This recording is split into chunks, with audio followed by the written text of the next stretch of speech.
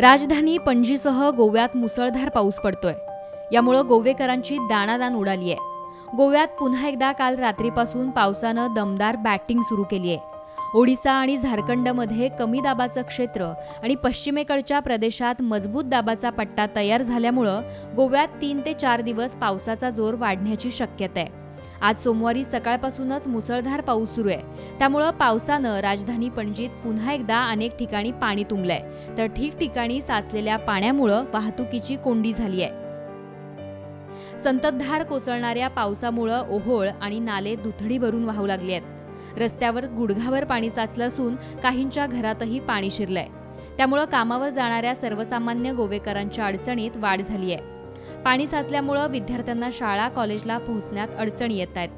पणजीसह बांबोळी, मिरामार परिसरात पाणी भरल्यानं गोवा विद्यापीठात जाणारे विद्यार्थी तसंच गोमेकॉमध्ये जाणारे रुग्ण यांना नाहक त्रास सहन करावा लागतोय। या पावसामुळे सगळेच जण खोळंबले आहेत। महत्त्वाचं म्हणजे अनमोड घाटात दूधसागर मंदिरापासून खालच्या बाजूला गोवा हद्दीत दरड कोसळल्याची माहिती आहे। दरड कोसळल्यानं वाहतूक ठप्प झाली असून दोन्ही बाजूंनी वाहनांच्या लांबच लांब रांगा लागल्यात। सध्या ही दरड हटवण्याचे काम युद्धपातळीवर सुरू असून गोवा कर्नाटक मार्गावर प्रवास करणाऱ्या प्रवाशांना या घटनेमुळे त्रास सहन करावा लागतोय। रविवारी रात्रीपासूनच चालू असणाऱ्या या पावसानं पणजी मार्केटमध्ये पाणी साचल्यामुळे विक्रेत्यांसह सर्वसामान्यांची तारांबळ उडाली, तर मिरामार सर्कलकडे पाणी साचल्यानं वाहतूक खोळंबल्याचं चित्र दिसतंय।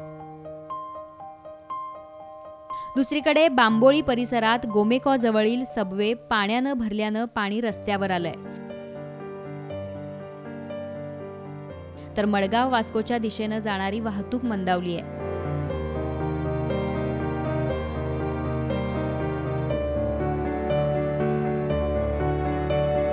पाऊस जर असाच सुरू राहिला तर इतर सखल भागांमध्येही पाणी भरण्याची भीती व्यक्त केली जाते। मेर्शी जंक्शन पासून पणजीत येणाऱ्या मार्गावर सुद्धा अतिपावसामुळे वाहनांच्या लांबच लांब रांगा लागल्यात। पारसे, खाजन, गुणडो या परिसरातही शेतीला पूर्णपणे तलावाचं स्वरूप आलंय।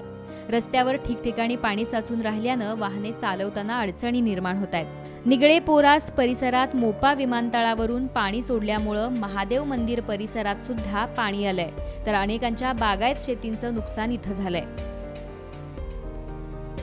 एकूणच पणजीसह म्हापसा, सत्तरी, पेडणे, मडगाव, फोंडा आणि काणकोण या परिसरातही तुफान पाऊस पडत असल्यानं जनजीवन विस्कळीत झालंय। दरम्यान आणखीन 4 दिवस मुसळधार पाऊस पडण्याचा अंदाज हवामान खात्यानं वर्तवला असून गोवेकर आणि येणाऱ्या पर्यटकांनी येताना विशेष काळजी घेणं गरजेचं आहे। गोमंतकसाठी संघवी राजवर्धन, गोवा।